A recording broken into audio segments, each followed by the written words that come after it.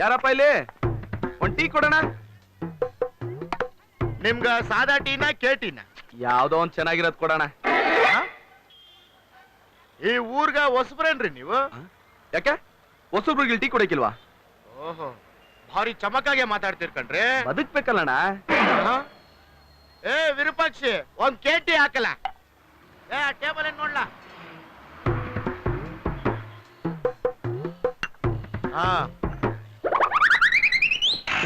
ಮಗ ಇನ್ನೊಂದ್ ಟೀ ಕೊಡ. ಯೋ ಹೋಗ್ ಟೀ ತಗೋಬಾ. ಈಗೇನ್ರಿ ಕೊಟ್ಟಿದ್ದು? ಟೀನಾ ಇದು?